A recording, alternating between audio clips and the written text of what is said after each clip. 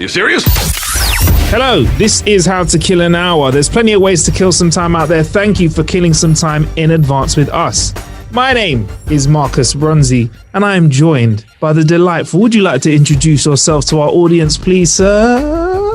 I am the producer of How to Kill an Hour, producer Bill. How you doing, Bill? Not too bad, mate. Not too bad. Yeah, man. It's an exciting time of year. The most wonderful time of the year, should we say. Christmas time. And the UK is getting ready to hunker down and spend time with their family. Mandatorily, basically. Man, but all joking aside though, Bill, you had a little bit of a scare, didn't you? Well, still, yeah, I'm just under isolation period for right now. But not under isolation because you 100% have COVID though, right? You actually used the app, right? What is it like? What happens when you use the app and it tells you that you've been in the contact tracing app, by the way, just to be clear? It just opens up. It pings you saying, "Oh, you've come into contact with someone who tested positive." You open the app, and it says, "Give you a bit of information before you go through." Then you just click OK, and then it tells you you must self-isolate for X amount of days, and you may leave isolation on the date and then the time. And that's the number of days that you've had to stay in, then, right? Yeah, so it's the X amount of days. It says you may leave self-isolation on X amount of time at 23:59. Okay, cool. Oh, wow. Did it worry you a bit, or did you feel like, how does it make you feel knowing that the app knew where you were and you may have been in contact with somebody who's had COVID-19? I don't give a fuck about it. I don't give a fuck if the app knows where I am. Google knows where you are. Apple knows where you are. Facebook knows where you are. Twitter knows where you are. Instagram definitely knows the booty pictures that Billy's looking at and saving into his little vault. Yeah, I know about you, Bill. Hey. The first vault. Yeah, moving swiftly on. Moving swiftly on. But yeah, no, you are well though, Bill. Yeah, I'm good. I'm good. Cool. Yeah, right. I think this just shows a good way of how technology is if people decide to use it correctly. Yeah, man. I think look, you're safe. If it's helped to prevent you getting corona, then I'm happy to have more stuff like this moving forward, man. Let's do it. Let's have more of this in the world. Yeah, no one's tracking you. Well, you are being tracked technically, but not. Wow. You mean like it's like a follow from somebody that you like instead of somebody following you down the street. It's like a follow on Twitter. Yeah. It's not. There's no nefarious intentions. Is that the right word? Nefarious. Yeah. Hopefully, until Skynet takes over and uses all that information to kill us. But hopefully, that's going to happen after we're on this planet. Hopefully, because I don't think I'm ready for a Terminator type fate. Yeah, exactly. Anyway, before we crack on with today's show, we've got a good guest on today's show. Very good guest on today's show. Can't wait to talk to him because he is something to do with something that I love consuming. If you know me and you know the podcast, then you definitely will kind of have an idea of where we're going to get with this, what kind of sci-fi direction we're going to take it in. But anyway, before we get onto that, time to talk about how we've been killing a bit of time. I'm not going to talk about Cyberpunk 2077, Bill. I will touch on it briefly. Do you want to talk about it? Okay, cool. It's amazing, and then we'll leave it at that. It's an amazing game, and I think it's going to be an amazing game once they update it, because I think everyone's been under a lot of pressure. We've never seen such a enthusiasm to take a title in a direction that no other title has taken it before. I think apart from Rockstar, and I'm going to circle back to Rockstar in a minute, I don't think there are many people that have produced games that push the boundaries like CD Projekt have done with Cyberpunk 2077. Now, the issue that a lot of people have had recently, and this is kind of time sensitive, so if you're listening to this after December 2020, then it's going to be a different scenario, I pray, is the game's crashing a lot, man. I've had a lot of crashes. It's upset me. I'm not going to shit talk the game though, because the game's amazing. I can tell like the audio sounds amazing in it. The story writing is great. It's pulling me in. It's probably pulling me in. It's going to pull me in deeper than Fallout 4 did. And that was my top type of game. And I love the pacing of it. I'm not trying to spoil it too much in the moment because it's a brand new game, but Yeah, Bill, I've been having glitchy errors on PS5, man. Like it wasn't playable, bro. And what I don't want to happen, Bill, is I don't want to play the game. And I've had a couple of mates that have kind of missed bits of side mission because somebody's glitched out of the game and they can't find them again. I want those fixed before I play it, bro. Does that make sense to you? Yeah. I'm not shitting on it because it's a good game, bro. But I'm just like, I don't know if My mates have said that too. I don't want to put effort into something and then it doesn't work. And then I can't go back because this is the kind of game where it's so highly customization. It's such a high level of customization. I can't just use someone else's save file that isn't corrupted. Like my character looks like me. I've decided the length of his penis, bruv. Yeah. That's the level of detail. I've decided the length of my avatar's penis and I can't give, no, if I'm going to put that amount of effort into somebody, yeah, then I kind of want the game to be stable. So look, I'm going to say to the guys at CD Projekt, look, best of luck in making sure the game's a bit more stable and a bit better. It looks fantastic. It sounds fantastic when it works. And then I think we'll give it a proper review when things get a bit better for it. The game's in profit already. They made their money back, apparently, though. Yeah. So they're in a good place. I mean, so I think, yeah, go on. One thing I will say before we move on is that I haven't screamed at the telly like, oh my God, like just working out the story. As I go on, think, oh my God, this has happened, that's happened. Oh, that's why that's happened. Yeah, it's just for a long, long time. It's deep. And again, look, I'm not scared to give something a bad review, but I just want to be clear, I'm not giving it a bad review. I just think they're under a bit of pressure. But somebody said to me, oh, when you make a game that's like that, it's never going to be right. And this is why I said I'd circle back to Rockstar. Rockstar, when Red Dead dropped, there were some glitchy bits, sort of funny. It was quite stable, man. It was a lot more stable. And I think the reason that they can do that is because they're a bit rebellious. They're like, well, fuck you. The game will come out when it's ready. They were the original, we'll take 7 years to, develop this game and make sure that it's bang on. If you have to get it a little bit late, cool, but it's going to work. Do you know what I mean? And I feel like maybe people wanted the game. They didn't want delays. They didn't want the thing is people didn't want the game to come out late.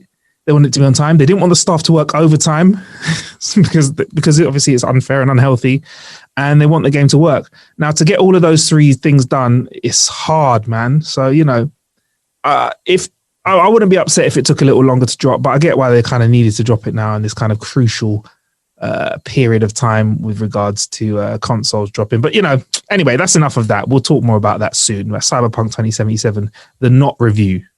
It wasn't a review, all right?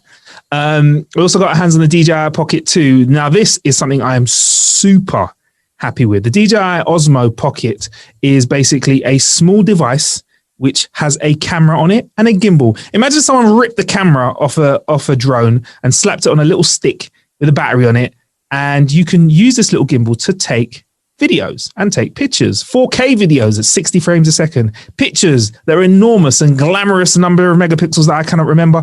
Even it can even do slow-mo shots, which it synthetically pulls together to take in like things that like it likes to say 4 times or 8 times slow, but like 120 frames, 240 frames a second. And this Osmo Pocket 2 promised to fill in the gaps. We reviewed the Osmo Pocket 1, which we said looked good. It was great. They promised all of these extra attachments, which would kind of help you get better sound out of it because the sound was a bit of an issue. And the camera was good. It was decent. With the Osmo Pocket 2, they've given you a bigger sensor, which means you've got better image, works slightly better in low light as well. A few extra features on it as well, like motion lapse and hyperlapse with really good tracking, which is cool. It works decently in darkness as well. We've shot some bits in the dark. And it's a package which is upgraded on the quality of the last Osmo. But Bill, one thing that blew my socks off, right? And we've shot a video for this, which we're going to put out. Should we put a link to it in the show description, Bill? Let's do it. Let's do that. Why wouldn't we?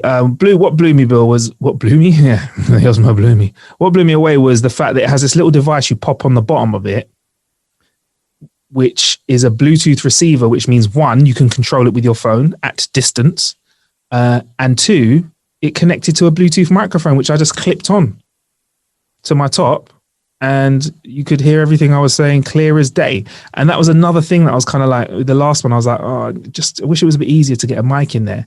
And also, with this little mic pack that you wear, you can plug your own lapel mic into it, so it looks even more low key. So I was like, And also, Bill, all of this stuff that I've just told you about, I'm going to tell you about more. Wait, there's also a wide angle lens that you can slap on it too. And yeah, all of that stuff that I've just mentioned, the Osmo, the wide angle lens, the connector that helps you connect it to your phone. What else was I talking about? Oh, the camera bit, the microphone bit, the Bluetooth attachment as well. All of that stuff all connects into one like thing that you can just hold in your hand. Like you have a full creation studio in your hand, something that you can record film on, and then you can plug it into your phone and also upload straight away. I've always wanted to have something I can hold in my hand that has decent audio and decent video, and I feel like we've got it with the Osmo Pocket 2, man. Is it the best camera in the world? No, because it's pocket sized, isn't it? Do you know what I mean? It's not a film camera, but does it look good? Yeah, it looks decent. And we've shot some really cool stuff that I'd love to show to you guys if you want to check it out. It will be on the How to Kill an Hour YouTube. We'll make sure that we get it out before the show's out as well, or close to when the show's out, shall I say. But yeah, but I was very impressed with it, man.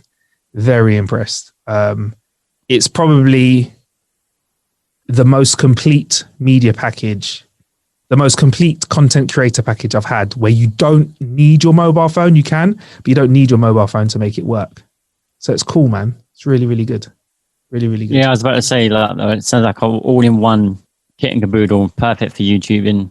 Yeah. Blogging. Yeah, definitely. Just all that kind of thing. Definitely. I'm going to go out when it's lighter because we shot some stuff in the dark before we finish the review. I'm going to go out and shoot. This is why the video might be a little bit late. I'm going to go out and I'm going to drop some extra bits of content in a lighter environment and see what I can get out of it. So that's the DJI Pocket 2. Honestly, in terms of content creation, if you want to get into YouTube and you want something that does it all, or if you're an established YouTuber but you want something that's slimline, that where you can sound good and look good, it's the winner, mate. It's the winner. It's decent. It's decent. And you don't rinse your phone battery using it because it ain't using your phone. It can work independently. And we also used it to actually shoot the BH51M Neo helmet from Lival. I don't know if I'm saying it wrong or right, Bill. Lival. I'm not sure myself either. Livall. We got our hands on a smart helmet, which I thought just had lights on it. I really thought it just had lights on it that like you could use with your mobile phone if you connect it via Bluetooth. No, this helmet here, right, connects your phone via Bluetooth and also has a little attachment that you can attach to any handlebar really, really easily and quickly, which means you can use this with like Uber bikes and Lime bikes and whatever. But this helmet, Bill, connects to your phone and this little device, and it has indicators on it that indicate left and right, brake light on it, indicators on the front, Bluetooth connection that plays music. You can also use Siri with as well to answer calls. And it's a safety helmet. Why haven't we had this in the past, bruv? Why have we had that? Why have I had to attach lights to my rucksack or turn them on my bike? Why not just have them on my head? It makes total sense, doesn't it? And and it's a smart helmet, so I don't know why, like you say, no one else has ever really thought of it before. Yeah, man. Especially with the headphone part. It's decent. And also that little, and also the little indicator thing, because you don't want to be looking at your phone while you're riding your bike, dangerous. The little indicator thing that you can select, that you can clip onto any bike. The fact, like I just said, you can clip it onto a scooter, you can clip it onto a bicycle, means I could use like the Boris bikes, I could use the Uber bikes that they have or whatever you have in your city. And I could just walk around with that helmet, jump on a bike, and I know that all the lighting's safe and that I can indicate and stuff like that. I just feel like it's one of those things. I'm like, why the frig haven't we not had that before? Like in something that works so well. Yes, I really like it. It looks really, really good. Obviously, if they could improve the sound quality, because the microphones in the helmet aren't right in your ears, so they're not really for high fidelity listening. But if you wanted to make a quick call, just be like, I'm on my bike riding. I'll call you back later when I'm not. You're able to do that. Do you know what I mean? I like it. Perfect.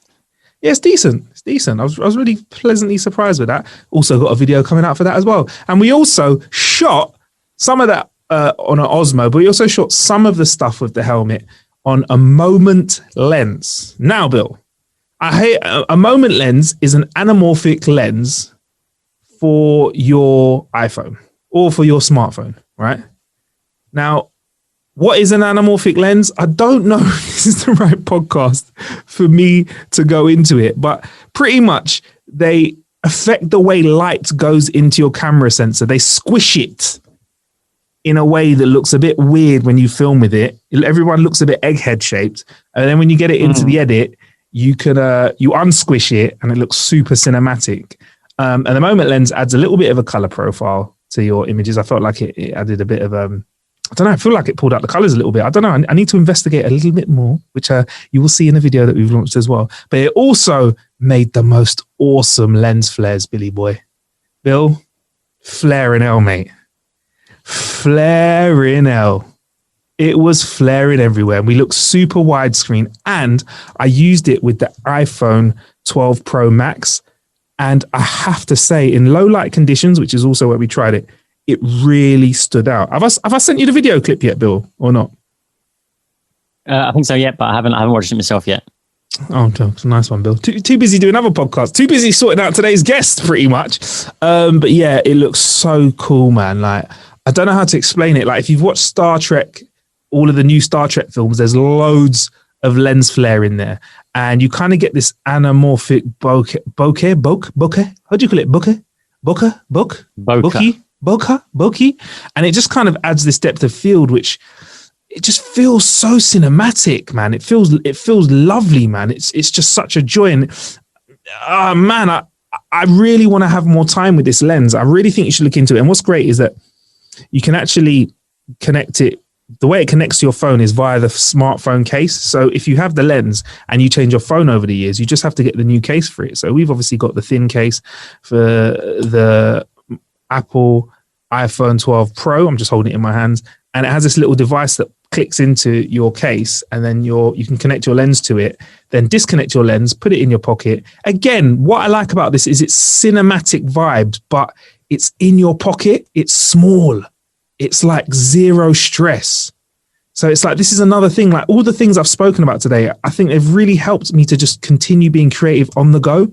Like the fact that I know I can put a cinematic lens in my pocket and just slap it onto my camera if I see something nice. It's awesome, man. It's awesome. We did some shooting around central London when we thought it would be quiet. It wasn't that quiet. So we kind of went home after a little while, but we managed to get some great shots, man. Amazing shots. Lens flare is on fleek. Anyway, I think I can't wait to see it. Yeah, man. I'll look forward to showing it to you, man. Anyway, so we did speak about lens flare and Star Trek. And I'm really happy to say on today's show, we are going to be joined by David Ajala, who is a British actor who is absolutely kicking ass at the moment in Star Trek Discovery. I'm a big Star Trek fan. I don't know if you don't know, I've watched all of the Star Treks. And as I'd finished watching all of the Star Treks, that 5-year mission to do all of that, so that's a pun if you're a Trek fan. Once I finished doing that, the new Picard came out, Discovery had come out, and then also what else did we have? Oh, Lower Decks came out, and we spoke to Mike McMahon from Lower Decks, and then we got some more Star Trek. I mean, we've had 25 weeks of fresh Star Trek this year.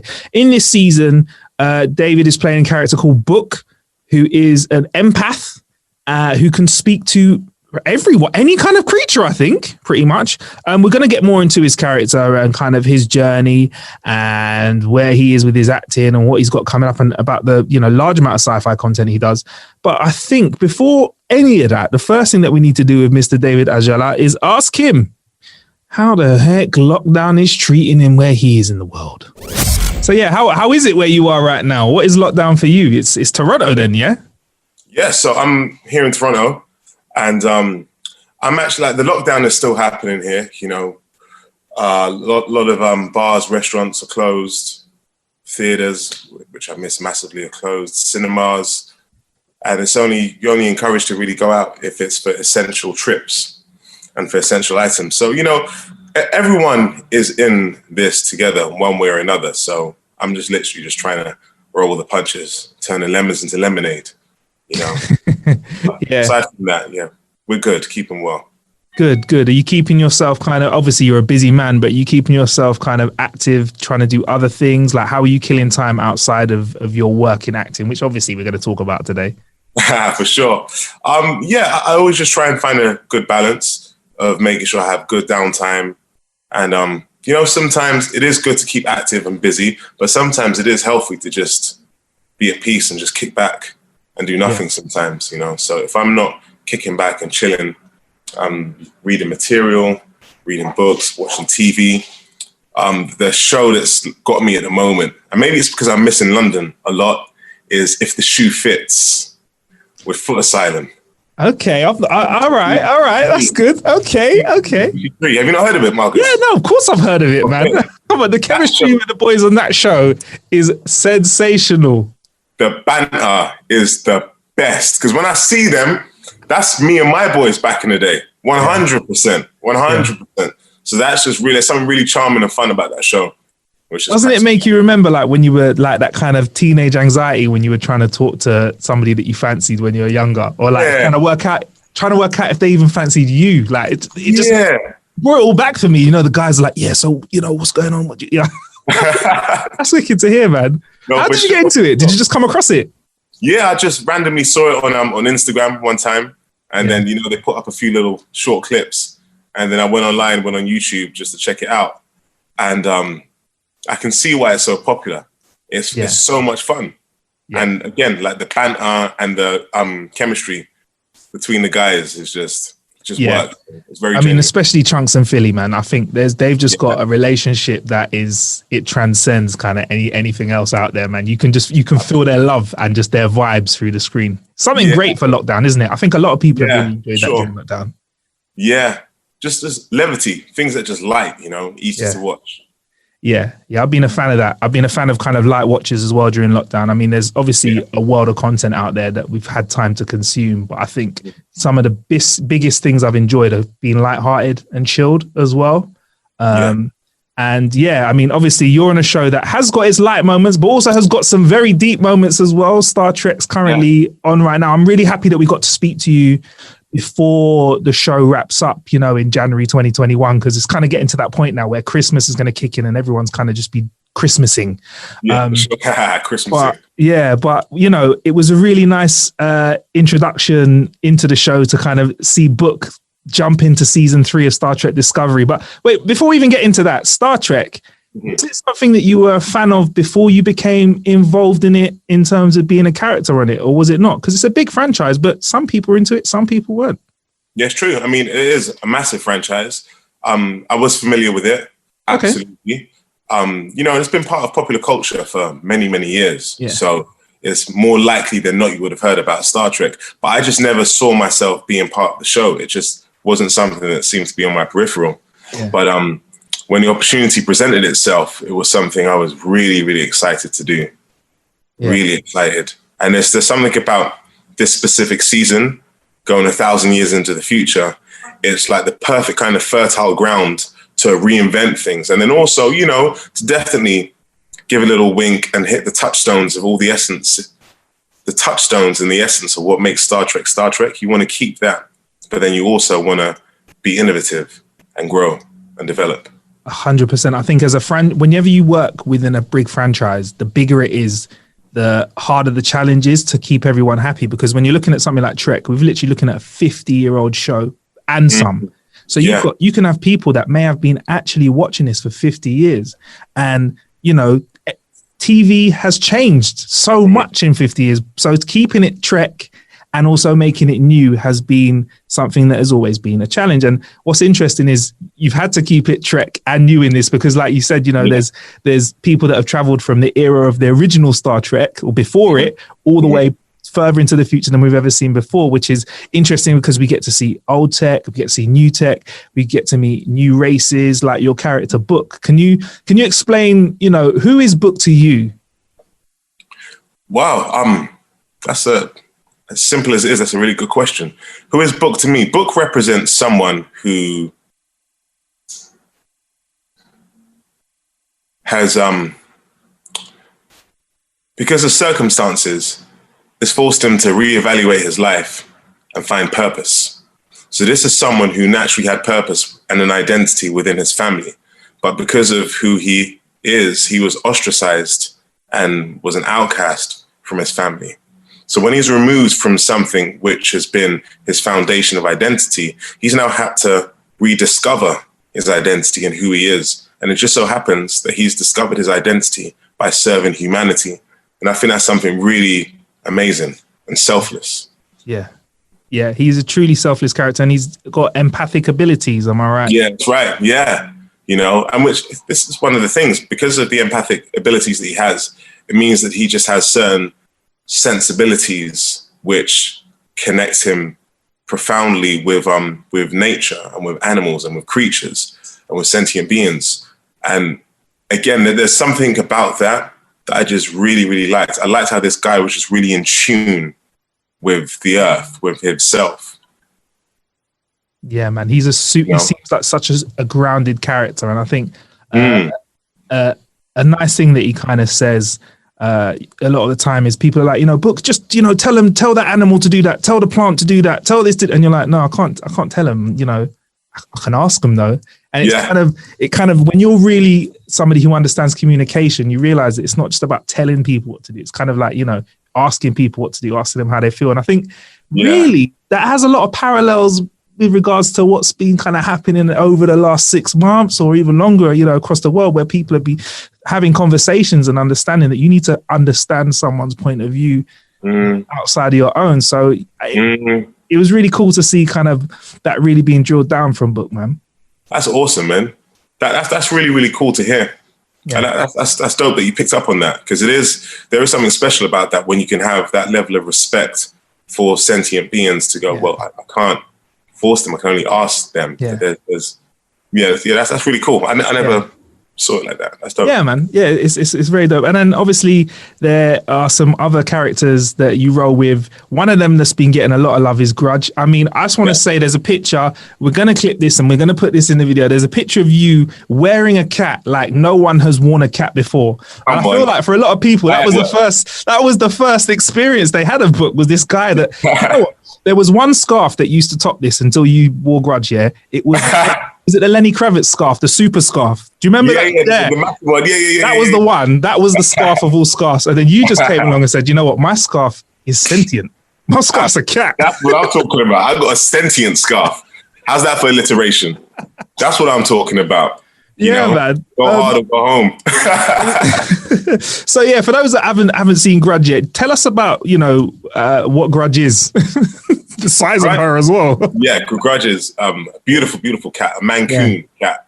Yeah. And on set, we actually have 2 Mancoon cats. So if one cat plays up, then we just go to the other, and they're brothers. So on screen, Grudge is a female. Right. But,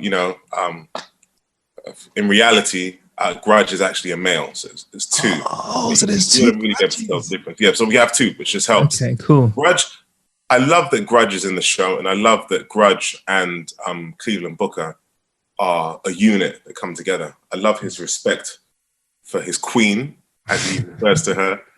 And there's just something really cool about this guy and his cat, and there's a whole backstory about how he got this cat, which I won't say because I don't want to spoil it.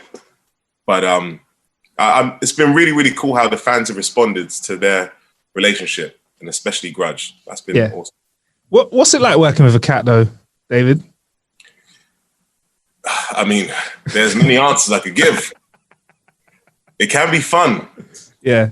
It can also be, and spontaneity is good, but I'll probably say there's a massive level of unpredictability when it comes to working with animals, and especially with Grudge the cat. Grudge can be quite temperamental sometimes. So when we're filming, it's quite meticulous how the cat handlers would bring the cat onto set, put the cat in position. Everyone has to be ready, lighting, cameraman, everyone has to be good to go. Then they have to place the cat, walk off the set, and then we have to do the scene. And we have to make sure that there's no shouting or sudden moves. Not sudden moves, but just sudden moves with loud noise don't work for Grudge the cat at all. So there's just certain things that we have to be mindful of. And once we do that, she's amazing to work with. Okay, I hear that. What sounds like a bit of a diva. I mean, I've got to be honest, like a little bit. I've got to be honest, though, out of all of the animals to work with, I feel like cats are the ones that are most likely to do what they want to do. Cats to me don't really seem like, sit and fetch kind of animals. They seem like, hey, you're working for me right now, and I'm going to do what I want. Yeah. Absolutely. That's what it is. And you just have to surrender to that and then just keep it moving because you're not going to win. I hear that, man. Can you be real with me? Like, how intimidating was it to know that you were going to be stepping into Star Trek? Because, you know, like we said, it's a massive franchise. It's enormous, man. It's generational, literally. Mm-hmm. How did you feel knowing that you were going to be kind of involved in it? I was really excited because there was the initial conversation I had with my team that said the guys behind Star Trek Discovery wanted to speak with me about, you know, this role, this new idea that they had for this character. And I thought, okay, cool. So there's that initial reaction to, okay, cool. Potentially I could be working on Star Trek. And then I get speaking with the showrunners, and then when I'm talking with them, they're just explaining their ideas and their visions for the show. And I'm like, this sounds really, really cool. And I love the character. I love the direction that you're going with. This feels really, really good. And once I kind of mulled over it and thought about it and was at peace with, like, yeah, this is what I want to do, that's when the excitement really kicked in, because I knew I'd committed to it. And then there's something to be said about when you're stepping on to the set of Star Trek Discovery and you're on the bridge and you're just seeing how things work. And you have a little moment of, wow, like it's actually here. We're doing this. It feels familiar, but then it also feels very unfamiliar in a cool way. Yeah, sounds amazing, man. Sounds absolutely amazing.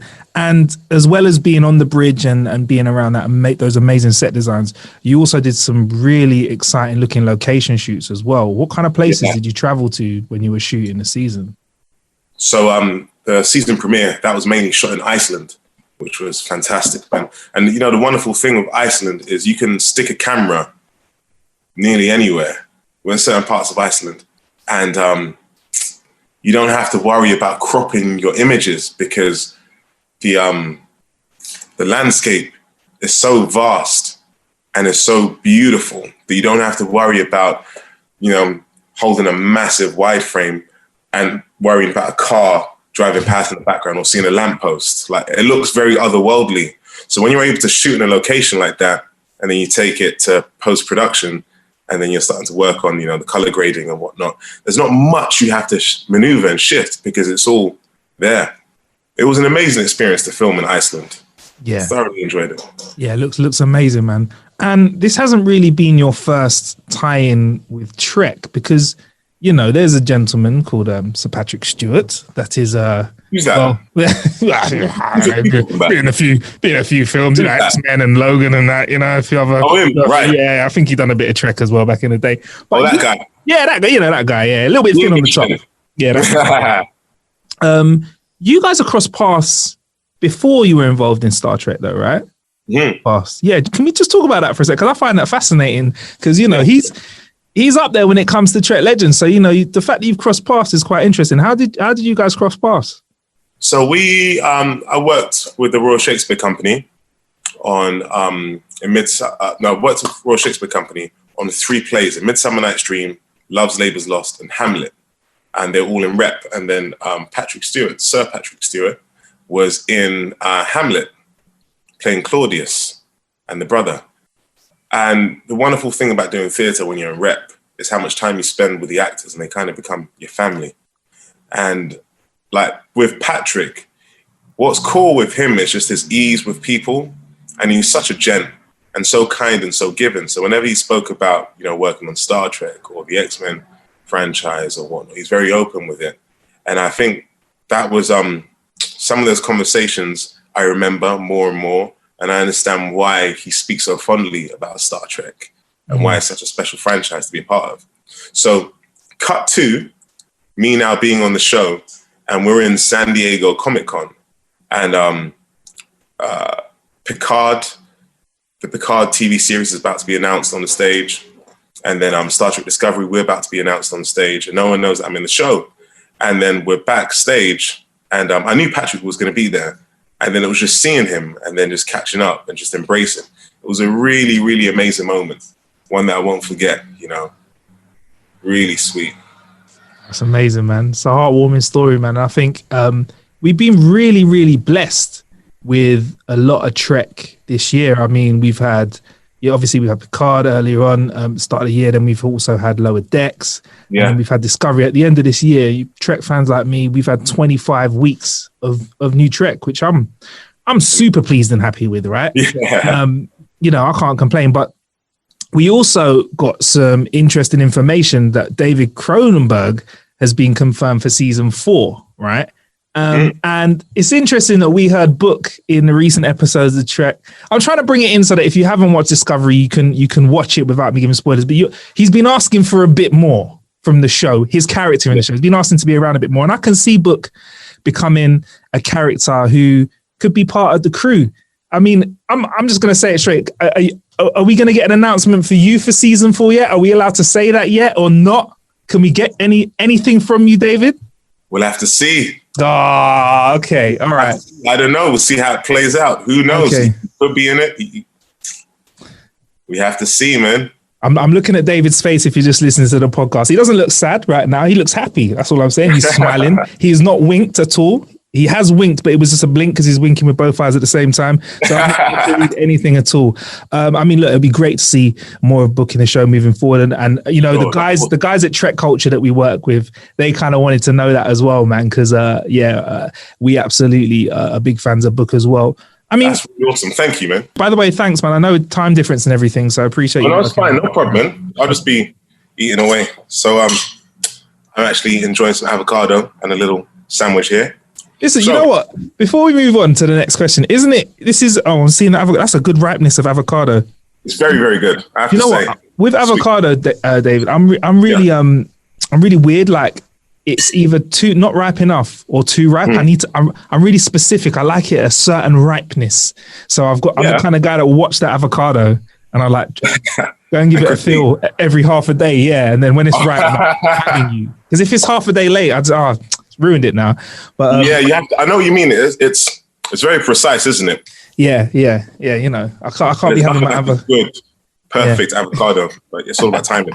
But yeah, sorry, you were saying, did I go back to watch some of the Star Trek stuff? Yeah, that was it. Yeah. So did you decide to? Everyone has a different approach. Did you decide to go and consume some more Trek before you worked on the show, or did you want to go in fresh?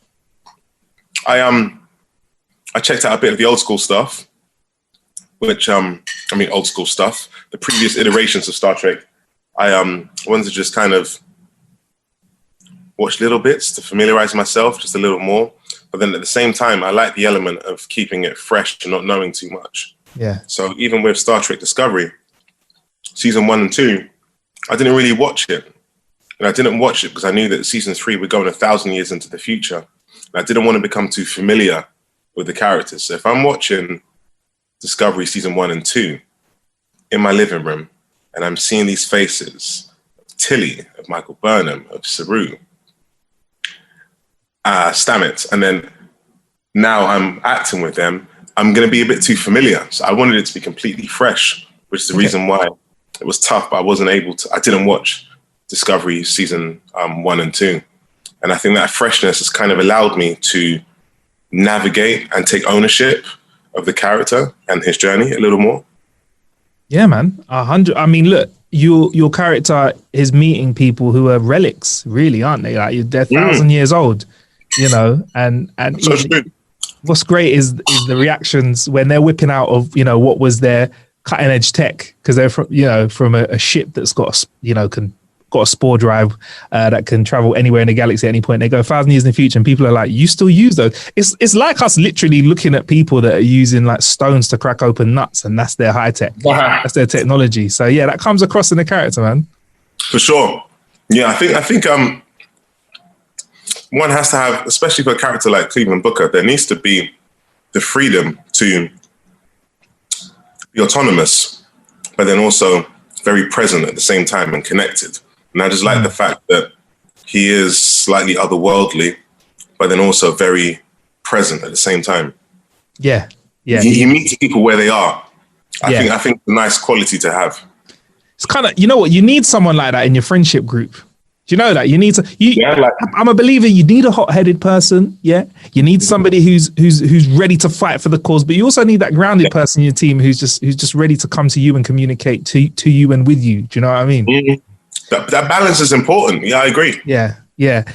So we're going to get into talking about a bit more sci-fi stuff in a moment, but I just want to let you know that you've actually got a connection with How to Kill an Hour. Actually, we actually hold you and your lineage quite dear to us, because when we first launched the show, we launched with an animation, which was a clip of the show, and that animation was made by Geroff My Visuals, aka your bro. That's right, Gabriel.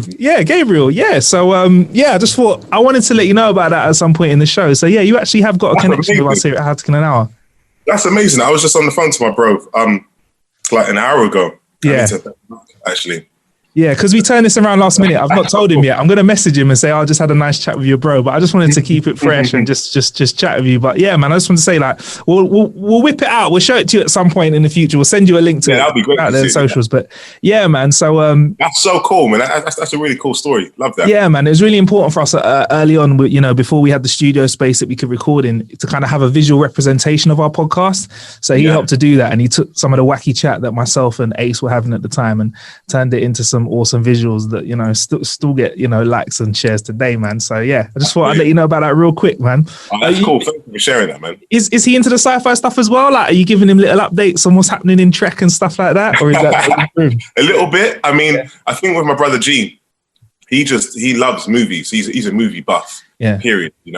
And he always shows love. Anything I'm working on, he'll always make the effort to watch it and check it out.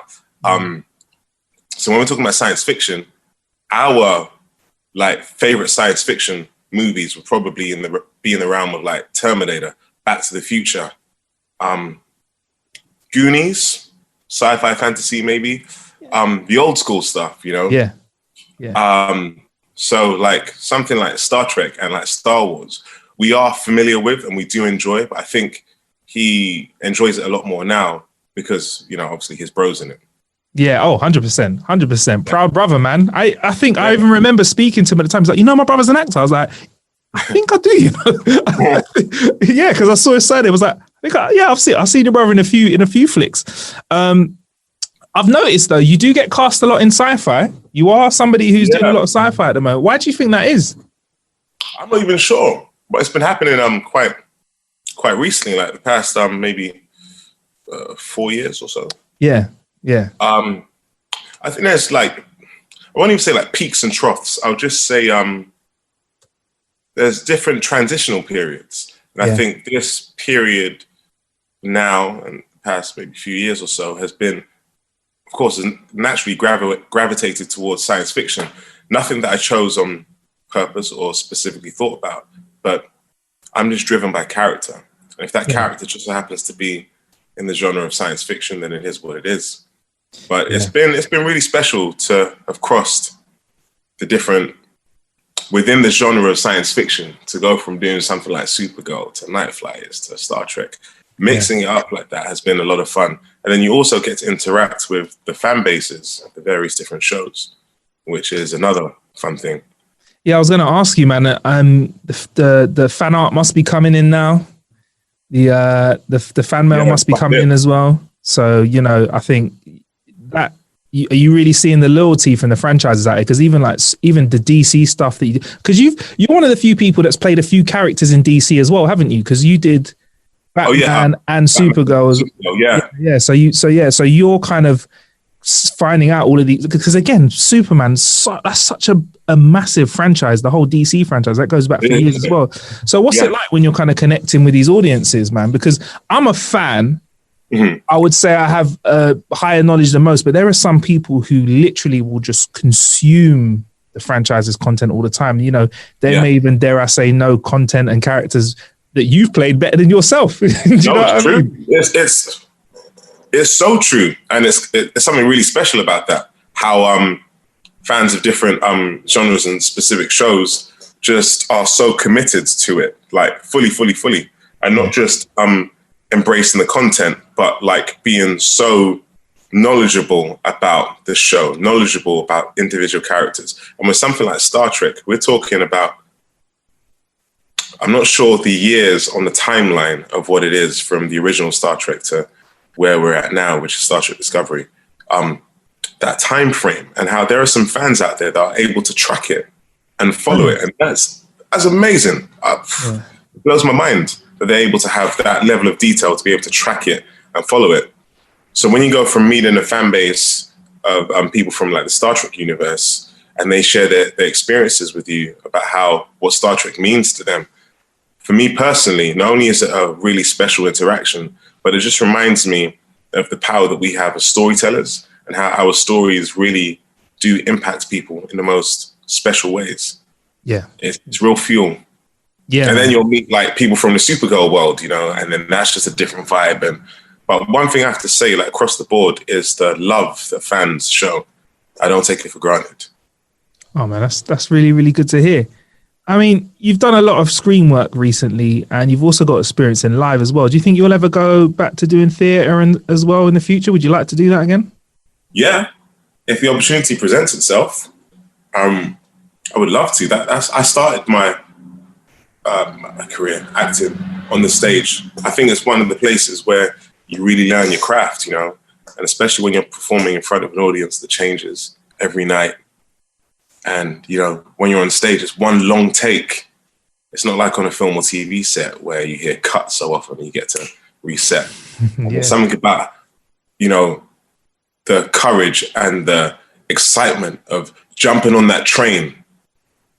And it's a moving train. This is how I liken theatre in a metaphysical way. It's a moving train. You jump on that train and it may be turbulent and, you know, it may go a different route than you anticipated, but it's going to get to the destination and you have to stay on the train. It's like with doing a play. You commit at the beginning and then you see it through. Nice. All right. I look forward to seeing you on stage again, man. When we're all allowed out. Fingers crossed. Yeah. Oh, honestly. Yeah. I mean, you've done a bit of video game work as well. What I'm really enjoying is the fact that I think in the same way that television sometimes was held back by the fact that or sci-fi, shall I say specifically, was held back by the fact that they didn't have the capacity to create the worlds that the stories were written in. And now you can do that. Now, obviously, you can fly to Iceland, but you can also create a spaceship 1,000 years in the future that's flying around the planet. And it looks way more realistic than it did a long time ago, right? Yeah. The same thing's happening with computer games, and you've done work in computer games before. I mean, is that something you'd still like to do as well? Because I feel like voice acting for computer games, is increasingly having more reach than what the cinematic world is doing, or even, you know, your on-demand television. Because, for example, a computer game that Cyberpunk 2077 has just dropped now, as we're recording the podcast this week, took 10 years to produce, and it has already made all its money back. They're in the black. So you've worked in gaming. Amazing. Yeah, you've worked in gaming before. So was it Mass Effect that you were? Yeah, Mass Effect. Yeah. I worked on briefly, and then also Need for Speed. That was it. Need for Speed was great. Mass Effect, that was in the studio doing a bit of voiceover stuff. But with Need for Speed, not only was it doing the voiceover stuff in the studio, but it was doing all the motion capture stuff, which was a weird, wonderful world to kind of embrace. This is one of the things about working in the entertainment industry. You go from doing a play to motion capture and, you know, working on Need for Speed and whatnot. And I think all these different elements of performance and storytelling is it's all connected. It's just the genres are different, but it's all the same. Yeah, definitely, man. Definitely. 110%. What do you think you'd be doing, David? If you weren't acting, what do you think you'd be up to? If I weren't acting, what would I be up to? If I wasn't acting, I would probably be in some sort of capacity of working in business in some sense. I always likened myself to be a bit of an entrepreneur, you know. If it wasn't working in business, it would definitely be something artistic and fun, something fun. A musician also. I used to play music. Really? Every now and then, I say music, drums, percussion. Okay. Did you do like the grading system and stuff as well? Have you got like your grade or? No, it was just literally, I learned in a very unorthodox way. It was in church, in the choir. Every now and then when the drummer would play, he would help me with my rudiments when it came to drumming. after church every now and then, sporadically. And then when the time was right during the church service, he would allow me to jump on the drums for like a minute. And then I'm playing for a minute. And then if I mess up or whatever, he'll take over straight away. And that's how I kind of learned. Wow. And I think there's just something about drums and, you know, driving the beat and the rhythm that I just enjoy doing. But I need to get back onto the drums. I haven't drummed in quite a while. Yeah, you need to make sure you haven't got neighbors when you got drums in it, because it's fun for you at the time, but yeah, but for them, not for them, man. So I'm gonna move on to a point. It's hard for us to discuss this after yesterday's game, but I understand you're a bit of an Arsenal fan. Arsenal? Who's Arsenal? that? Yeah. What's that, Marcus? You losing me, man? What's Arsenal? What? Huh?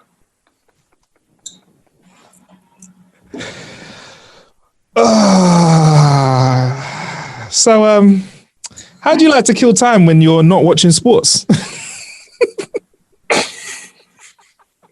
I feel like I just killed it. I just killed the whole interview. Are you an Arsenal fan? I'm an Arsenal fan, bruv. So okay, you know what? No, you know what? I'm gonna say what our friend Funk Butcher of the show says. I am a fan of a team that has a very cool looking kit, and I will buy it, and I will look fashionable in their kit. That's what I am right now, bruv. Because I'm not a football fan. I'm hurting inside. I hear you, and that same answer, I'm going to use it. And that's going to be my new answer when someone asks me if I'm an Arsenal fan. Because the pain I wonder sometimes, why do we put ourselves through it? Why do we do this to ourselves? Because to lose, I mean, it just summed it up for me. Yeah. Losing to Burnley and the way we did, and Xhaka and the way he conducted himself. And I'm just looking at the team, and I'm looking at Aubameyang. And it's like, what happened? It's like you gave somebody the ingredients for a cake, and you walk out the room and you come back in again, and they've somehow managed to just make a mess of things. The pot's broken. There's flour outside of the bowl. You've not even got the flour in the bowl. The flour's outside of the bowl. You've not got the fundamentals right. It's if you're not a football fan, basically Arsenal ain't doing very well at the moment. We should be doing a lot better. And there's a lot of people saying that Arteta should be out. That's the guy who's supposed to be making things happen for us right now. And it ain't happening. I feel like I can see the rage in your face, David. It's no. Maybe my face is just betraying me. It's a whole. You're a trained actor as well. This is a thespian. You know what? I just couldn't even. I had multiple thoughts as you were just explaining that, and I'm just thinking about Arteta, and I'm thinking about the board, and I'm just thinking about the team. Yeah. And where we are at on the table. Yeah. Oh. Yeah. What are we? 14th? Yeah. So we're looking like candidates for relegation, and that's not me being silly. That's actual feasibility right now, and I don't want to be a part of that conversation. And what's weird is we're one of the few football teams that's actually in profit. Do you know that? We're one of the few profitable teams. Yeah, a lot of football teams just sink a lot of money and lose it. But yeah, we are. When I last checked, we're a profitable team. Don't seem to know. Okay, so we're profitable. Ain't spending the money in the right place. Anyway, look, I'll move on because I look like I'm not making this any better for you. Right. So what have you got coming up that you can tell us about? Not just season 4 of Star Trek, which you confirmed to me 100% earlier on in this. Smooth. Smooth, tripping off the tongue. Going forward, there's one project I can't talk about, annoyingly. But then there's another project which I can talk about, which is a cool movie. It's a working title film. At the moment, the temporary title is Italian Studies. Okay. And it's a film directed by Adam Leon, and it has starring Vanessa Kirby. She's a wonderful girl, very talented actress. And this will be our reunion because I've worked with Vanessa on 2 previous films. So this will be the 3rd film that we collaborate. Okay. Which is just really, really sweet. And it's about this lady who has a mental condition where she has spouts of losing her memory, short-term memory loss. Mm-hmm. And this film is just going to show what that world looks like from a very intimate place. And we follow this woman's story, how she navigates her day-to-day life, how she navigates her day-to-day life, and what the experience is like for her to be dealing with what she's dealing with. And I play Vanessa's husband. Okay. I did do a little bit of IMDb, and you play Ade, so you're playing a Nigerian man? Yeah, that's right. Yeah. And I chose, kindly, the director and writer allowed me to choose the name Ade. They had a previous name for the character, and I thought, I just like the idea of this guy. I think the name that they had for him, it was an English name. It was a cool name, but I just wanted it to be I wanted him to have a name that when you hear it, it's his culture. It's not a British name. I just wanted it to be. So someone says, "Oh, Ade, where's that name from?" "Oh, that name's from Nigeria." What does it mean? "Oh, it means crown." I wanted to have a specific name which connected to my culture. So that's why we went with Ade. Oh, so you like the good jollof rice then? That's what we like. 100. The only jollof rice. Starting war right here. You know what? You said that, not me. I'm not trying to catch any cases with anybody. So you said the only jollof. I'm saying it's one of, but I'll happily embrace that compliment. The real one. Can you get some good Nigerian eats out there in Canada? Are there spots? Yeah, it's pretty cool. Especially in Toronto. I mean, it's such a great melting pot of different cultures. So I just go into the Uber Eats app, just check through the list of different cuisines, West Africa, click it, and then I look at the different Nigerian restaurants and then just choose some stuff. I had some jollof rice and some moi moi a few weeks ago. That was wonderful, man. There's nothing like having some good solid cooking that you've not had for a long time, and especially if you're away from home, right? Because obviously I know you do spend a lot of time, obviously, East Coast, West Coast, Canada, like creating content. I can't create acting, but obviously you're a British man at heart, and obviously to have a little bit of family cooking is a nice little thing to have.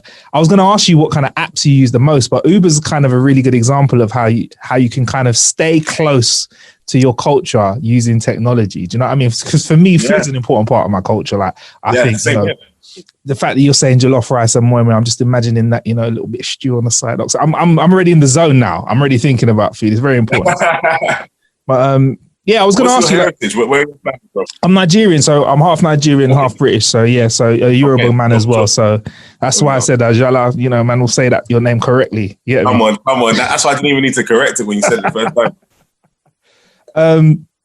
I was going to say to you, what kind of is there any other app or tech that you find yourself using right now out there? Because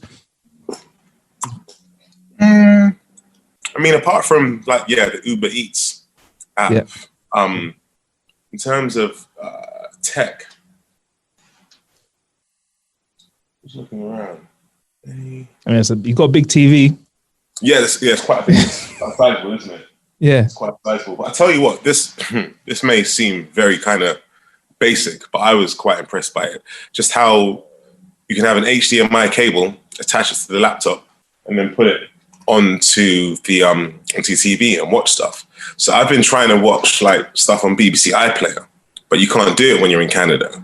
So what I did, I got my wife to screen record the episode, Small Axe, the TV series on BBC One, directed by Steve McQueen. So she filmed it for me and then sent it to me on a WeTransfer file. I opened up on the laptop, plugged in the HDMI cable, plugged it into the TV, and then I was watching Small Axe, the TV series, like I was watching on BBC iPlayer. That for me was very impressive. Yeah. Well, what a lovely show as well. Speaking about culture and heritage, I think the stories that they tell in Small Axe very powerful. And I've learned so much. Obviously, there's always learning to do, but I knew some of the stories. Some of the stories were based in West London, quite close to where I'm based. But then you've got other stories from slightly different times and eras, and I'm like, wow, there's so much we don't know about what happened relatively recently in the UK. So it's a great watch, man. It's a great watch. It really is. It really, really is, man. And we don't really see, Nigerian heritage. My wife is Jamaican. So when we're talking about these stories and when, I was speaking to her about Small Axe, this is her heritage. This is her family, her grandparents.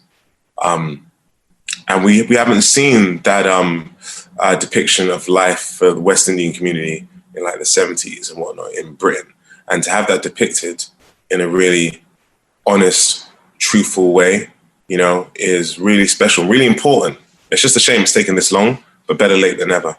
100%. Yeah, better late than never is where I'm standing with it, and you know, feel free to make more content like that, BBC. That's one of the reasons why you're there for. So Absolutely. Let's you know, continue to make that content. That's the whole point, and that's, you know, one of the reasons why we need corporations like that are publicly funded worldwide, so that we can have this kind of content made well. You know, yeah, great standard. Well said. Well said. To be made well. Yeah, made with the respect that's needed. And yeah, man, great. Oh, that's a really great way to kill time. We'll take that down as your official way to kill time, is managing to get that small axe all the way over there in Canada as well. When are you going to be back over here in the UK? If we're allowed? Yeah, I fly home this. So it's just siren. What's that? Oh, fire engine. Toronto Fire. I fly back home this week, which I'm looking forward to. Okay. Christmas, for the Christmas break. Yeah, man, I'm just going to kick back with the fams, enjoy the festivity. Also being very grateful, very, very thankful, because we're all going through stuff at this time, you know, and there's so much happening in the world.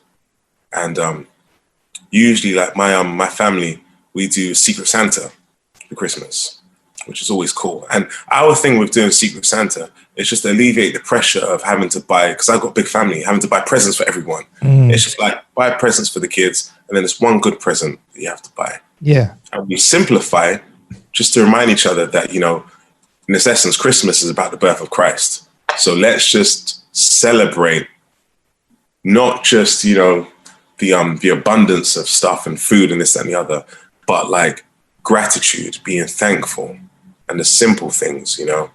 And this year around, I don't think we're doing Secret Santa or buying presents, because our gift is each other. It really is. Oh, that's wonderful to hear, man. And I think these few days that we get together I think it's going to be a totally different Christmas to any other Christmas that I can ever remember. And this might be the change of, you know, the way that we kind of look at these family situations. I think we're all appreciating it more this year so much. And yeah. Couldn't have worded it better than how you just said it there, David. I think that's a great way to end on this podcast, man. That's a great way to end.